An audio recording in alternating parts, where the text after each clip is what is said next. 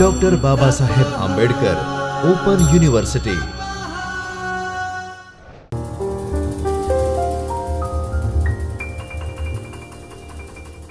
નમસ્કાર વિદ્યાર્થી મિત્રો, ડૉક્ટર બાબા સાહેબ આંબેડકર ઓપન યુનિવર્સિટીના ચૈતન્ય સ્ટુડિયોમાં હું ડૉક્ટર શિલ્પા રાજ્યગુરુ આપનું હાર્દિક સ્વાગત કરું છું. મારો વિષય છે સમાજશાસ્ત્ર, ભારતનો ગ્રામીણ સમાજ.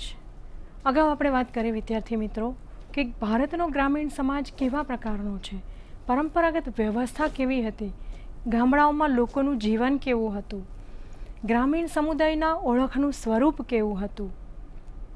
ગ્રામીણ સમાજ વ્યવસ્થા સમાજની આખી વિભાગમાંનો એક બહોળો વર્ગ ગામડાઓમાં વસવાટ કરે છે અને એના પરિણામે ગ્રામીણ સમાજ વ્યવસ્થા બીજા બધા સમાજ કરતાં અલગ છે. ગ્રામીણ સમુદાયમાં અક્ષય કુમાર દેસાઈની બહુ મોટી વાત હતી કે બે પરસ્પર વિરોધી વિચારધારાઓ છે. આપણે પરંપરાગત ગામડા વિશેની નાનકડી એવી વાત કરી દો કે પરંપરાગત ગામડાઓ મોટાભાગે પ્રાકૃતિક તત્વો વચ્ચે હતા. મોટાભાગે એવું બનતું કે ગામડાઓનો મુખ્ય વ્યવસાય ખેતી હતો. ગામડાઓની અંદર લોકો વચ્ચે સંબંધો પારસ્પરિક હતા. સંબંધોમાં લાગણી, આત્મીયતા, પ્રેમ અને હૂંફ હતી. બીજો વિદ્યાર્થી મિત્રો કે ગ્રામીણ સમુદાય છે એ સમુદાય જ્યારે બ્રિટિશ શાસનકારો આવ્યા ત્યારે ગામડાઓની વ્યવસ્થામાં ઉદ્યોગીકરણ, શહેરીકરણ અને શિક્ષણના પરિણામે કેટલાક નોંધપાત્ર ફેરફારો થયા. હવે આ નોંધપાત્ર ફેરફારો થયા મિત્રો, પછી એવું બન્યું કે આ ફેરફારના કારણે જ્યારે સમાજની અંદર કોઈ વસ્તુ નવી આવે ને ત્યારે કેટલીક સમસ્યાઓ સર્જાય. માની લો કે રૂટીન ટાઈમ કરતાં આપણો કોલેજનો ટાઈમ બદલાય, રૂટીન ટાઈમ કરતાં આપણે જોબ પર જવાનો બીજા દિવસે ટાઈમ અચાનક બદલાય, તો આપણામાં, આપણા સ્વભાવમાં, આપણા કામમાં ઘણો બધો બદલાવ આવી જાય. એમ અહીંયા પણ બને છે કે જ્યારે રૂટીન કરતાં ગ્રામીણ સમુદાયને એની સંકુચિતમાંથી, માનસમાંથી બહાર નીકળી અને નવું કંઈક એપ્લાય કરવાનું આવે એટલે તરત જ પહેલાં સમસ્યા ઉદ્ભવે કે આ વસ્તુ કેમ કરશું, કઈ રીતે થશે, એનો દુરુપયોગ થશે, એની અસર કેવી હશે, એનો ઉપયોગ કેમ કરવો. તો અહીંયા પણ એવું બન્યું કે જ્યારે બ્રિટિશ શાસનકારો આવ્યા ત્યારે એમણે જે શિક્ષણોમાં, અર્થવ્યવસ્થામાં, લોકોના જીવનમાં, લોકોની જીવનની એક રીતમાં, એટલે રિવાજો, પરંપરા અને સંસ્કૃતિમાં એની સીધી અસર થઈ. અને આ રિવાજો અને પરંપરા અને સંસ્કૃતિની સીધી અસર ગામડા ઉપર મિત્રો એટલે પહેલાં બની કે સમગ્ર ભારતીય સમાજની વ્યવસ્થા ગામડાની બનેલી છે. મોટા ભાગનો વર્ગ ગ્રામીણ સમુદાયમાં જીવન જીવતો અને એટલે એની સીધી અસર પહેલાં ગામડાઓ ઉપર થઈ. ખેતી કરવાના ક્ષેત્રો બદલાણા, ખેતી કરવાના મશીનરીઓ બદલાણી, એની અસર જોવા મળી. શિક્ષણ ઉપર, ખેતીના નવા સાધનોનો ઉપયોગ કરવા માટે ઉપયોગ કરનાર વ્યક્તિ શૈક્ષણિક રીતે તો સદ્ધર હોવો જોઈએ ને. શિક્ષણ લીધું હશે તો એના ઉપયોગનું એને જ્ઞાન થશે, તો એ વાત સમજી શકશે. તો શિક્ષણનું લેવલ વધ્યું.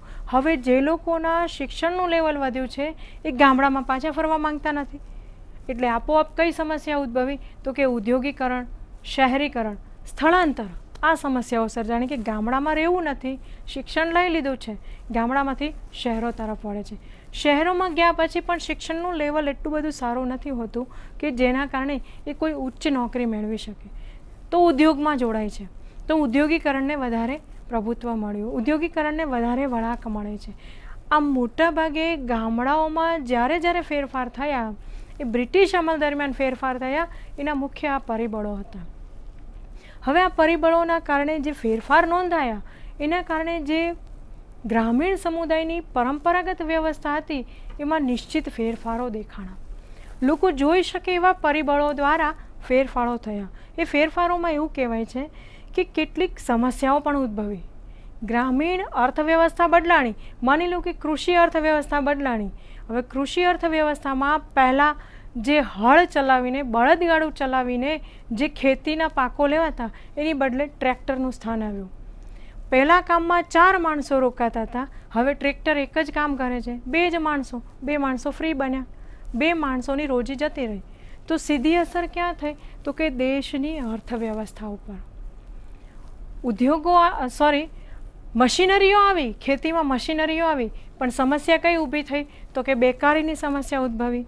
ચલો એ વસ્તુ પણ જવા દો, એ પણ ઘટના બની, એ પણ સમસ્યા સર્જાણી. પછી એવું કહે છે વિદ્યાર્થી મિત્રો કે જો આ બે વ્યક્તિ જે બેકાર બન્યા એ શહેરમાં નોકરી ધંધા અર્થે ગયા, આગળ શિક્ષણ અર્થે ગયા, તો શું થયું? તો કે ભાઈ જે સંયુક્ત કુટુંબનો ખ્યાલ હતો, ગામડાઓમાં સંયુક્ત કુટુંબ વ્યવસ્થા હતી, એ તૂટવા લાગી. તો બીજી સમસ્યા સર્જાણી. પહેલાં અર્થવ્યવસ્થાની બેકારીની સમસ્યા આવી. બીજી સમસ્યા સર્જાણી કે જે લોકો સંયુક્ત કુટુંબમાં હતા એ હવે કેવા થયા? વિભક્ત થયા. તો પરંપરાગત ગામડાની સંયુક્ત કુટુંબ વ્યવસ્થા ઉપર પણ શું થયું? સીધી અસર થઈ. કુટુંબો વિભક્ત બનવા લાગ્યા.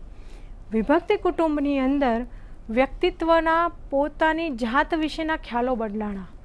એટલે જે પહેલાં ગામડાની અંદર ગામડાનો સમુદાય, ગામડાનું કુટુંબ કેવું હતું? તો કે લોકોને કેન્દ્રિતમાં રાખીને, લોકોને કેન્દ્રમાં રાખીને કામ કરતું. અહીં વ્યક્તિ પોતે પોતાના પૂરતો સીમિત બની ગયો. જે સંબંધો અનૌપચારિક હતા એ ધીમે ધીમે ધીમે ઔપચારિક થવા લાગ્યા. એટલે ધીમે ધીમે ગામડામાં શું થયું? સમસ્યાઓ સર્જાણી. જે પહેલાં મારું ગામ, મારી જગ્યા, મારો વ્યક્તિ, મારો મિત્ર, મારું ઘર ખ્યાલ હતો એ બદલાવા લાગ્યો. એટલે સીધી અસર ક્યાં જોવા મળી? સંબંધો ઉપર. પરંપરાગત ગામડાઓમાં પરિવર્તન આવ્યું. અર્થવ્યવસ્થામાં સમસ્યાઓ સર્જાણી. અર્થવ્યવસ્થામાં બેકારીની સમસ્યાઓ, શિક્ષણને લગતી સમસ્યાઓ, સંબંધોને લગતી સમસ્યાઓ સર્જાણી. કેટલાક રિવાજો, ધોરણો અને મૂલ્યો પણ બદલાણા, તો એમાં પણ સમસ્યાઓ સર્જાણી. આમ પરંપરાગત વ્યવસ્થા જે હતી એ પરંપરાગત વ્યવસ્થામાં કઈ કઈ એવી બાબતો હતી જેના કારણે ગામડાની અંદર સમસ્યાઓ સર્જાતી? જો અહીં વાત કરે છે કે ભારતીય ગ્રામીણ સમુદાય પરંપરાગત સમુદાય કેવો હતો? ડૉક્ટર દુબેના મતે એવું કહે છે, સમાજશાસ્ત્રી દુબે એવું જણાવે છે કે ગામડાનો સંકુલ અથવા ગ્રામીણ સમાજ પોતાની નિશ્ચિત હદ ધરાવતો, પોતાનું નિશ્ચિત નામ ધરાવતો, મહેસૂલ હતી, જંગલ ખાતું હતું, ગામડામાં જંગલ હતું, ખેતીની લાયક જમીનો હતી, ગોચરની જમીનો, સામુદાયિક કૂવાઓ, સામુદાયિક ધાર્મિક સ્થળો હતા, સામુદાયિક કૂવાઓ અને સામુદાયિક તળાવો હતા. ધર્મ સંસ્થાઓ અને પંચાયતો પણ કેવી હતી? સામુદાયિક હતી. એટલે ગામડાની અંદર લોકોની બધાની જ મિલકત એવા સામુદાયિક કૂવાઓ, સામુદાયિક બધાની માટે જ ખુલ્લા હોય, બધા જ એનો ઉપયોગ કરી શકે. દરેક જાતિ, ધર્મ કે સંસ્થાના લોકો એ કૂવાનો, એ મંદિરનો, એ ધાર્મિક સ્થળોનો ઉપયોગ કરી શકતા. એટલે ખ્યાલ કેવો હતો? સાદો અને સરળ, કે જે ઓછી વસ્તી ધરાવતો ગ્રામીણ સંકુલ છે એમના સભ્યો વચ્ચે પોતે એક જ ગામના હોવાના, નિશ્ચિત પ્રદેશના હોવાના, એવું એક ખ્યાલ હતો. અને એ ખ્યાલ સાથે એમનું જીવન કેવું હતું? તો કે એકદમ સાદું, સરળ અને જે નિસ્વાર્થ ભાવનાવાળું જીવન હતું. ડૉક્ટર દુબે જણાવે છે કે મોટા ભાગે જમીન કેવી હતી? તો કે જંગલ ખાતાની જંગલોમાં હતી. જમીનમાં ખેતીલાયક જમીનો વધારે હતી. જમીનની અંદર ગોચર જમીનો વધારે હતી. આ પ્રકારની પરંપરાગત ગામડાની વ્યવસ્થા હતી. હવે આ ગામડાની વ્યવસ્થામાં આપણે વાત કરી અગાઉ કે જ્યારે બ્રિટિશ અમલ આવ્યું, બ્રિટિશ શાસન દાખલ થયું ત્યારે ફેરફારો જોવા મળ્યા. પણ એ પહેલાં એ ગામડામાં કેટલીક સમસ્યાઓ તો હતી જ. એ પહેલાં એ ગામડાની અંદર કેટલાક એવા રિવાજો, મૂલ્યો, ધર્મ, સંસ્કૃતિ એવી હતી કે જે ખરેખર સમસ્યારૂપ હોય, જેને આજે આપણે સમસ્યા તરીકે ઓળખાવી શકીએ. એ વખતે તો રિવાજ છે, કરવું જ પડે, માનવું જ પડે. તો એ વખતે જે પરંપરાગત ગ્રામીણ સમુદાયની અંદર જે રિવાજો, જે ખ્યાલો, જે મૂલ્યો પ્રવર્તતા હતા, એ મૂલ્યો, ખ્યાલોને આજે આપણે એક સમસ્યા તરીકે ઓળખાવી શકીએ. કઈ રીતે મિત્રો વાત કરીએ? ગ્રામીણ સમુદાયની કઈ કઈ સમસ્યાઓ હતી? જો સમયે સમયે સમાજ બદલાય છે, આપણે વાત કરી કે સમયે સમયે સમાજ બદલાય છે તો સમાજમાં પરિવર્તન આવે છે.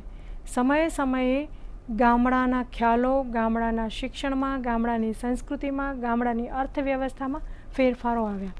અને એ ફેરફારો જે નોંધાયા, એ નોંધાયેલા ફેરફારો સાથે કેટલીક સમસ્યાઓ સર્જાવી. આખું એ પરંપરાગત જે માળખું હતું એ વિદ્યાર્થી મિત્રો હજી જોવા મળે છે. હજી ગામડાઓની શેરીઓ કાચા પાકા રસ્તાવાળી, કાચા પાકા મકાનોવાળી. એક કલ્પના કરજો કે ગામડાનું ઘર હોય ને તો કેવું હતું? તો કે એક નળિયાવાળું ઘર હોય, લાંબી ઓસરી હોય, ઓસરીના છેડે રસોડું હોય, અંદર એક ઓરડો હોય, બહાર 4-5 ખાટલા હોય, ફળિયાની અંદર મોટું ફળિયું હોય, એક વૃક્ષ હોય અને વૃક્ષની નીચે એક વડીલ પુરુષ અથવા સ્ત્રીઓ સાથે મળી અને ખાટલા ઉપર બેઠા હોય. આ એક ગામડાના ઘરનું ચિત્ર. હવે એવું ગામડું જોવા મળે છે ખરા? એવું ઘર જોવા મળે છે ખરા? નથી મળતું. શું કામ? તો કે સમયે સમયે સંજોગો બદલાણા, પરિસ્થિતિઓ બદલાણી. સમાજની અંદર શિક્ષણ, ઉદ્યોગ અને વાહન વ્યવહારના સાધનોમાં જે ફેરફારો નોંધાણા એ ફેરફારોએ સમાજ વ્યવસ્થામાં મુખ્ય 3 સમુદાયોને અસર પહોંચાડી. કયા કયા સમુદાયો? તો કે પહેલું ગ્રામીણ સમુદાય, શહેરી સમુદાય અને આદિવાસી સમુદાય. આ 3 સમુદાયનો બનેલો જે ભારતીય સમાજ છે એ સમાજ ઉપર સૌથી પહેલી અસર ગામડામાં જોવા મળી.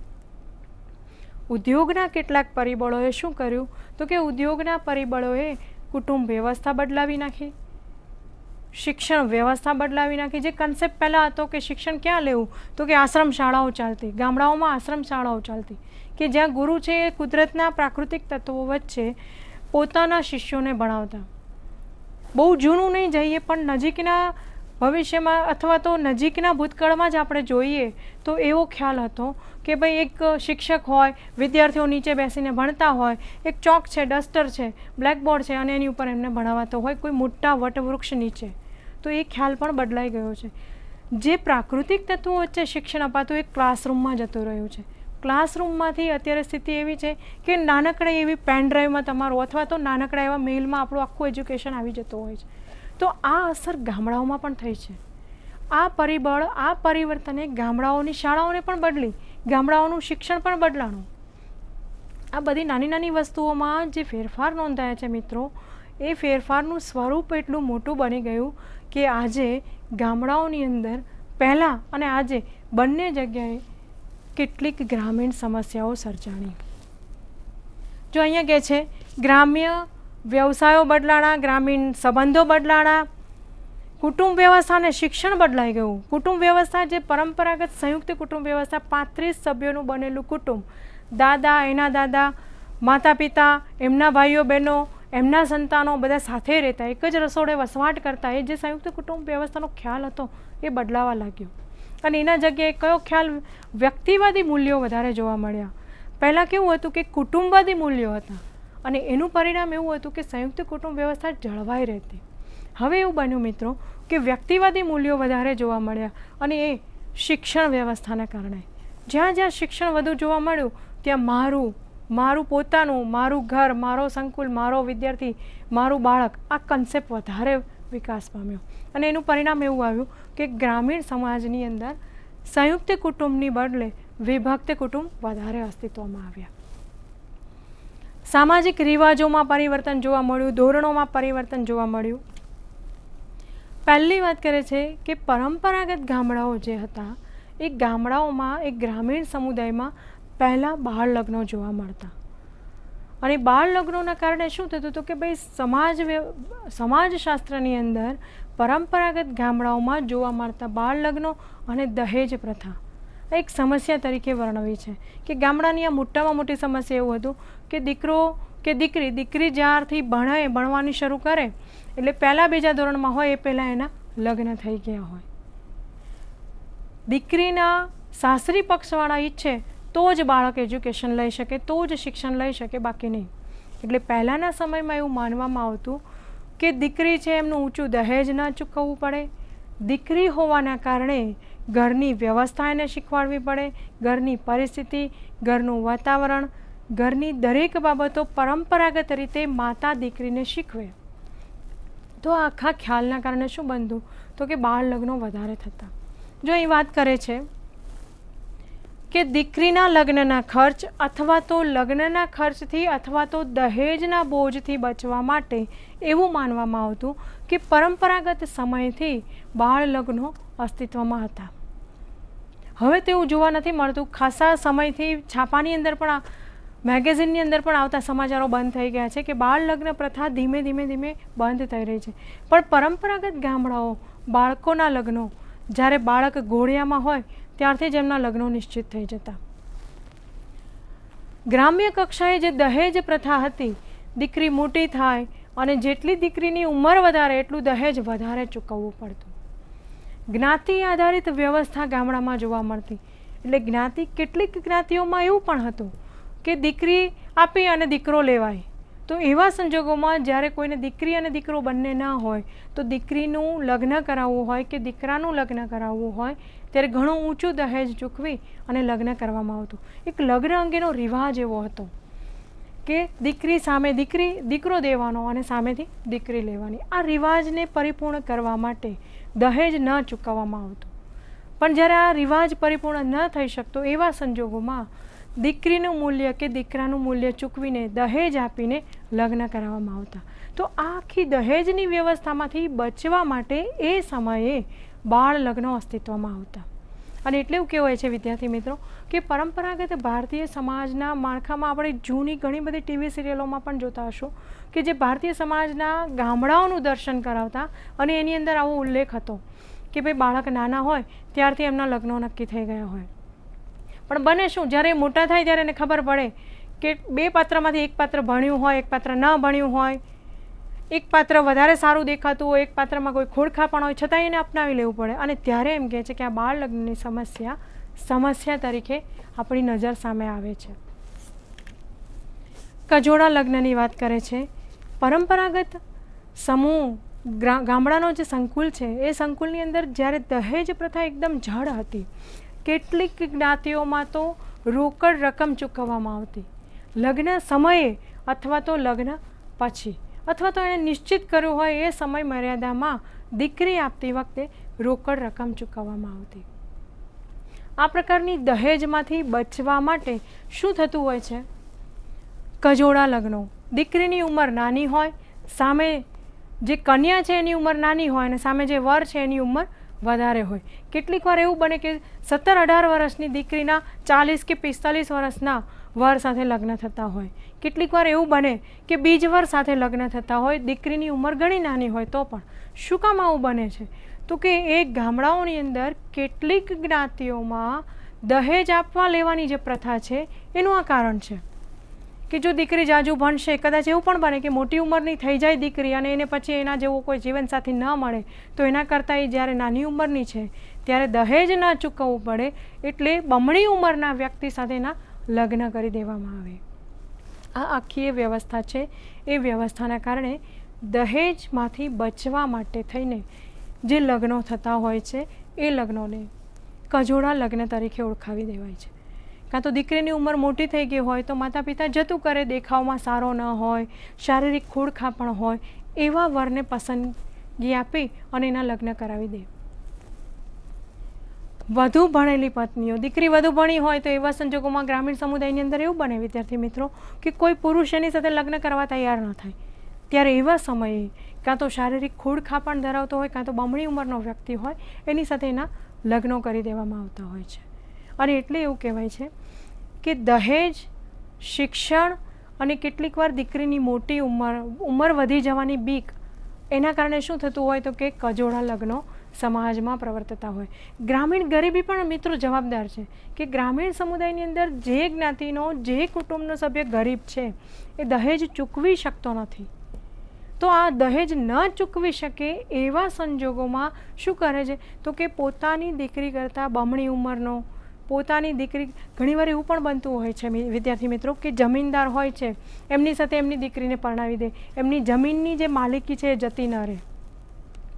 એમને જે જમીનનું મૂલ્ય ચૂકવવાનું હોય છે, જે મૂલ્ય ચૂકવવાનું હોય જમીનદારને, એના બદલામાં દીકરીને દઈ દે છે. તો આ આખી સમગ્ર પરિસ્થિતિ, આ બાબતો એવું સાબિત કરે છે કે આવા બધા પરિબળો જે ગામડાઓમાં જોવા મળ્યા એનું પરિણામ એ આવ્યું કજોડા લગ્ન.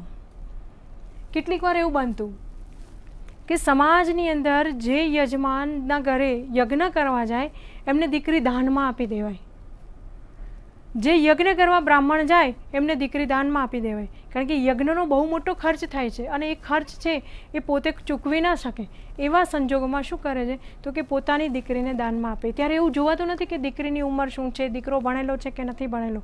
તો આવા સંજોગોમાં, આવી પરિસ્થિતિમાં જે ગામડાઓમાં લગ્ન થતા એ લગ્નોને કજોડા લગ્ન તરીકે ઓળખાવી શકાય. વિધવા પુનઃ લગ્ન. ભારતના પરંપરાગત ગામડાઓમાં વિદ્યાર્થી મિત્રો વિધવા શબ્દ બધા જ વિદ્યાર્થી મિત્રોને ખબર હશે જેમણે ગામડાઓ વિશેનું વાંચન કર્યું હશે એમણે કે ગ્રામીણ સમુદાયની અંદર વિધવા શબ્દને એક સૂગ તરીકે જોવામાં આવે. કોઈ સ્ત્રી વિધવા છે, એની સામું જોવું, એની સાથે વાત કરવી, એની બાજુમાંથી પસાર થવું એ પણ સારું ન ગણાય. આ ગામડાઓની વર્ષો પહેલાંની સંસ્કૃતિ હતી. તો લગ્નની તો વાત જ ક્યાં આવી કે જેની સામું જોવાથી માંડીને એમણે જ્યારે વિધવા થાય છે ત્યારે કેવા પ્રકારનો ડ્રેસ પહેરવો, કેવા પ્રકારની એની રહેણી કહેણી હોવી એ પણ સમાજે નિશ્ચિત કરી દીધું છે. તો એ એના સંકુલમાંથી જો એ સમાજે નિશ્ચિત કરેલી, પોતે પણ નહીં, સમાજે નિશ્ચિત કર્યું છે, અને સમાજે નિશ્ચિત કરેલી જે રિવાજોનો જે ઢાંચો છે એમાંથી બહાર નથી આવી શકતી, તો એ પુનર્લગ્ન તો ક્યાં કરી શકે? અને એટલે કહે છે કે વિધવાઓના પુનર્લગ્ન એ સમયે ગામડાઓમાં માનવામાં આવતા નહીં. વિધવાઓ ફરીથી લગ્ન ન કરી શકે, એ પોતાના ઘરની 4 દિવાલોમાંથી બહાર ન નીકળી શકે, એ વસ્તુ લેવા માટે પણ બહાર ન જઈ શકે. તો લગ્નની તો ક્યાં વાત જ આવી એમાં. એટલે કહે છે એવું વિદ્યાર્થી મિત્રો કે એક જ પતિ છે એને પૂજવો જોઈએ, એક જ પતિ આપણો પતિ હોવો જોઈએ, પરમેશ્વર હોવો જોઈએ. એક ભવમાં 2 ભવ ન કરી શકાય એવી ભારતીય સંસ્કૃતિના આપણા મૂલ્યો છે એ વિધવા પુનર્લગ્ન માટે વ્યક્તિને, સ્ત્રીને આગળ વધવા નથી દેતી. તો ગ્રામીણ સમુદાયમાં પણ આ ખ્યાલ જોવા મળે છે કે જે સ્ત્રી વિધવા છે, જેનો પતિ મૃત્યુ પામ્યો છે, એનું જીવન એકદમ સાદું હોવું જોઈએ, સરળ હોવું જોઈએ, એના જીવનમાં કોઈ પણ પ્રકારના રંગો હોવા જોઈએ નહીં. આ આખો કન્સેપ્ટ, આખો ખ્યાલ છે એ એક વિધવા સ્ત્રીને ગામડાની અંદર ફરીથી લગ્ન કરવા માટે તો ક્યાંથી પ્રેરી શકે? તો અહીં વાત કરે છે કે મોટા ભાગના ગામડાઓમાં પરંપરા અનુસાર વિધવા સ્ત્રીઓ પુનઃ લગ્ન વ્યવસ્થાની અંદર ભાગ્યે જ જોડાઈ શકતી. બનતું જ નહીં એવું કે વિધવા છે એનું જીવન નિશ્ચિત કરેલું હોય. ગ્રામીણ સમુદાયના જે પંચાયત અથવા તો ગામડાઓના જે વડીલ સભ્યો છે એણે એ સંકુલ એનું ફોર્મેટ છે એમાંથી ક્યારેય બહાર નીકળી શકતી નહીં. લાજ પ્રથા અને સ્ત્રીનો નીચો દરજ્જો. હવે ગ્રામીણ સમુદાયની અંદર વિદ્યાર્થી મિત્રો જે ગામડામાં રહેતા હશે એને ખ્યાલ હશે, હજુ પણ એવું કેટલાક ભારતીય સમાજના સંકુચિત માનસવાળા ગામડાઓમાં જોવા મળે છે કે સ્ત્રીઓ ઘરના વડીલ પુરુષો અથવા તો એમની આસપાસ રહેતા, એમની શેરીઓમાં રહેતા જે વડીલ પુરુષો છે એમને લાજ કાઢવાનો રિવાજ હોય છે. સાડી કે ઓઢણું પહેર્યું હોય છે અને માથા સુધી લાવી અને ઢાંકી દે છે. એમનું મોઢું એમના એ વડીલ પુરુષ સભ્યોને બતાવતી નથી. આ પ્રકારની એક લાજ કાઢવાની પ્રથા છે. હવે એવું માનવામાં આવે છે કે ગામડાઓમાં જે રિવાજો સખત છે એ રિવાજોને ઓળંગી ન શકાય એવા સંજોગોમાં એ પુરુષની, એ વડીલ સભ્યોની મર્યાદા જાળવવા માટે સ્ત્રી લાજ કાઢે છે.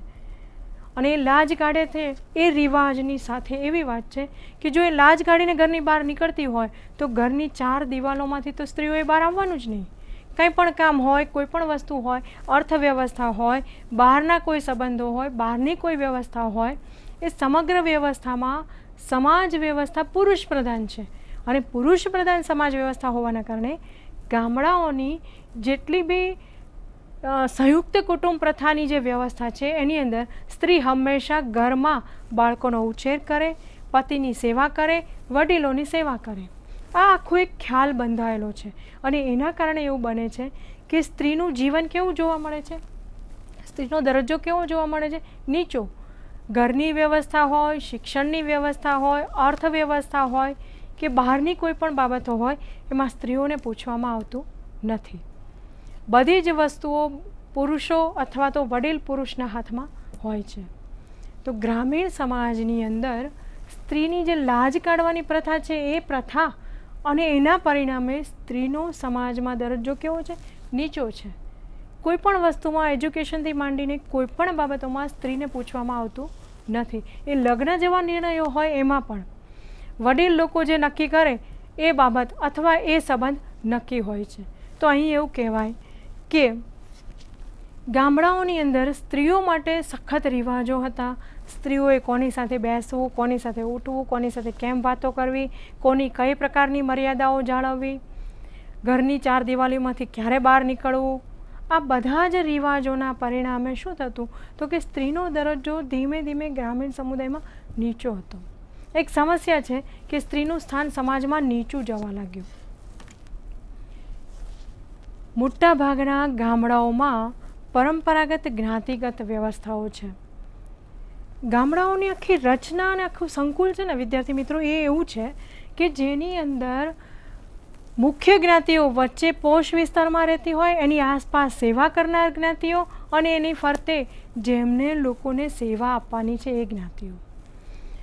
આખો એ વ્યવસાય પણ કેવો છે? પરંપરાગત જ્ઞાતિગત વ્યવસાય. અને એનું પરિણામ મિત્રો એવું આવે છે કે કઈ જ્ઞાતિમાં વધારે પ્રભુત્વ, ગામડાઓમાં જ્ઞાતિનું પ્રભુત્વ વધારે જોવા મળે છે અને એના પરંપરાગત વ્યવસાય પર જ્ઞાતિ આધારિત. ચમારનો દીકરો ચમાર કામ કરે, દરજીનો દીકરો દરજી કામ કરે, સુથારનો દીકરો સુથારી કામ કરે, જમીનદારનો દીકરો જમીનદારનું કામ કરે. આ આખી જ્ઞાતિગત વ્યવસ્થાનું એક પરિણામ એવું જોવા મળ્યું કે ગામડાની અંદર કેટલાક લોકો કેટલીક જ્ઞાતિઓના વ્યક્તિઓ સાથે બોલે, કેટલાક જ્ઞાતિઓના વ્યક્તિઓ સાથેના આભડછેટના ખ્યાલો હતા. અને એનું પરિણામ એવું આવ્યું કે ગામડામાં જ્ઞાતિવાદ જોવા મળ્યો. કેટલીક જ્ઞાતિઓ ઊંચી છે, કેટલીક જ્ઞાતિઓ મધ્યમ છે અને કેટલીક જ્ઞાતિઓ નિમ્ન છે. એ ખ્યાલની સાથે કઈ જ્ઞાતિને અડવું, કયા જ્ઞાતિના હાથનું ભોજન લેવું, કયા જ્ઞાતિના હાથનો વ્યવહાર રાખવો, રોટી બેટી વ્યવહાર કયા જ્ઞાતિ વચ્ચે રહે, આ આખા ખ્યાલો ભારતના પરંપરાગત ગામડાઓમાં હતા. અને એના કારણે ત્યાં શું જોવા મળે? કઈ સમસ્યા? જ્ઞાતિવાદ અને અસ્પૃશ્યતાની આંતરપેઢીય સંઘર્ષ.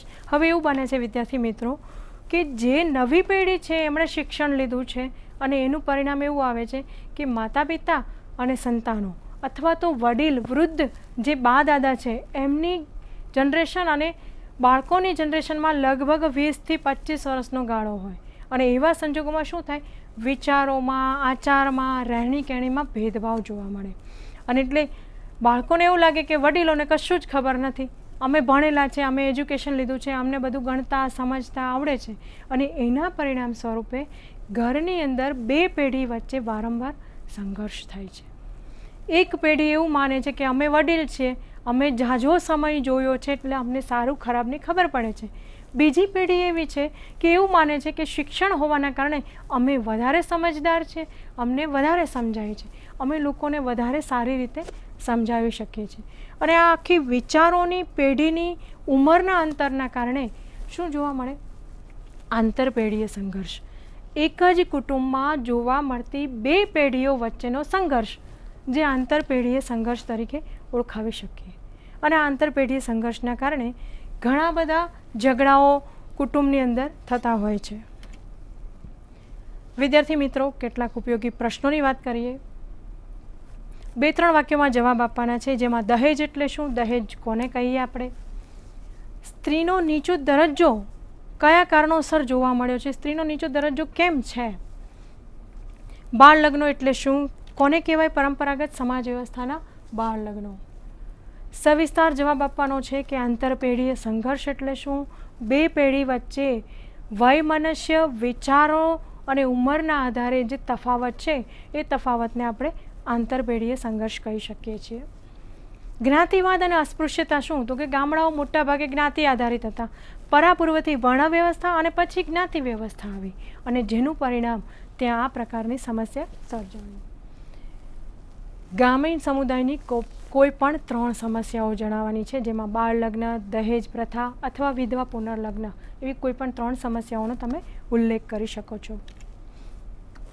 આ તમારા વાંચવા માટેના સંદર્ભ ગ્રંથો છે જેને તમે ઉપયોગમાં લઈ શકો છો. આ હતો આપણો એકમ. વિદ્યાર્થી મિત્રો, પાઠ્યક્રમ 2 એકમ 2 જેમાં વાત કરી આપણે કે ગામડાઓની અંદર પરિવર્તન આવવાના કારણે કઈ કઈ સમસ્યાઓ સર્જાય છે અને જે સમસ્યાઓ છે એ સમસ્યાઓને દૂર કરવાના પ્રયાસો, સમસ્યાની કઈ કઈ બાબત છે, કઈ પરિસ્થિતિ છે, આ સમગ્ર વ્યવસ્થાનો આપણે અહીં અભ્યાસ કર્યો. તો વિદ્યાર્થી મિત્રો, ફરી મળશું આપણે કોઈ નવા ટોપિક સાથે. હું ડૉક્ટર શિલ્પા રાજ્યગુરુ રજા લઉં. નમસ્કાર. સ્વાધ્યાયઃ પરમ